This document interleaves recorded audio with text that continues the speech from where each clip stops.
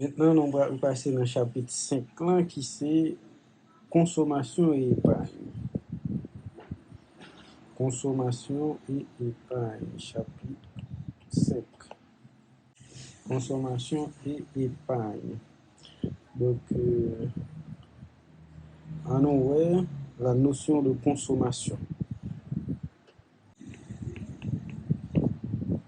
Notion de consommation comme définition de la consommation. Définition de la consommation. Consommation, c'est donc la destruction immédiate ou progressive de biens ou de services dans le but de satisfaire un besoin quelconque. Donc, consommation 1, c'est destruction de façon immédiate ou progressive des biens ou des services dans le but de satisfaire un besoin. Forme de consommation. Il y a deux formes de consommation, consommation finale et consommation intermédiaire.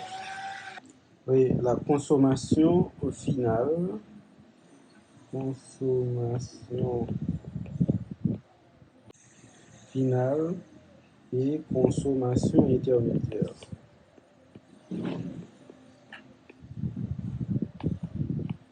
Consommation finale, qui s'allie, mais consommation finale, c'est la destruction immédiate d'un bien ou d'un service. La destruction immédiate d'un bien ou d'un service. Donc, par exemple, on prend un pain. Donc, pain, on juste manger pain et c'est fini. Donc, c'est une fois produit, donc le pain est prêt pour consommer. Donc, consommation immédiate. Maintenant, consommation intermédiaire là, et que c'est un bien, il y aurait des biens de production. Nous avons ça dans NS2, NS3. Donc, biens de production, et que sont biens qui participaient dans la production d'autres biens. Ils sont utilisés comme consommation intermédiaire. Par exemple, farine. Ah ben, farine, c'est un bien de consommation intermédiaire dans la production du pain. Ouais. Donc, c'est-à-dire, et parcours bien de production ou bien consommation intermédiaire là, parcours à travers l'appareil de production n'est pas terminé. Ouais. Il n'est pas achevé.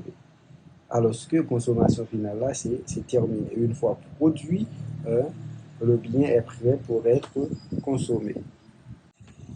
Donc, la fonction de consommation. Maintenant, la fonction de consommation. La fonction de consommation, eh bien, la fonction de consommation décrit une relation qui existait entre consommation et le revenu disponible. Fonction de consommation, il décrit une relation qui existait entre quantité cob que vous gagnez dans le monde, quantité cob que vous rentrez pendant une période donnée, et quantité bagaille que vous avez acheté, quantité bagaille que vous avez consommé. C'est ça, la fonction de consommation, c'est ça le décrit. Pas oublier que consommation, il dépend de deux facteurs, par exemple, principaux, c'est prix et revenu disponible. Ouais, prix et revenu disponible. En fonction de revenu ou en quantité de bagages qu'on a acheté. Donc, approche keynésienne de la consommation, donc selon Keynes, et que il y a un ensemble de points qui lient consommation et revenu disponible. Donc, il y a trois en particulier. Par exemple, la consommation dépend du revenu disponible. Deuxièmement, la consommation et le revenu disponible se déplacent dans le même sens. Donc, ils ont varié dans le même sens également. Troisième point, toute variation revenu disponible. Toute variation revenu disponible là va entraîner en variation de la consommation. Variation consommation a fait dans moindre proportion par rapport à la variation du revenu. La fonction de consommation est représentée par cette équation. C égale à A plus B Y D. C'est égal à A plus B Y D. Donc ça, c'est l'équation représentant la fonction de consommation. Oui, la fonction de consommation est représentée par l'équation C égale à A plus B Y D. Donc, C représente la consommation totale. Cette équation comprend deux parties. Une partie fixe, la fonction de consommation comprend deux parties. Une partie fixe, notée A, qui est la consommation autonome ou consommation incompressible. C'est une consommation indépendante du revenu disponible. Ouais. Lorsque le revenu est nul, le revenu disponible est nul, alors la consommation est égale à la consommation autonome. La consommation totale est égale à la consommation autonome ou incompressible. Et l'autre partie, c'est la partie variable B, Y, D. Donc, A, c'est la consommation autonome. A, consommation autonome ou incompressible, c'est la partie fixe de la fonction de consommation.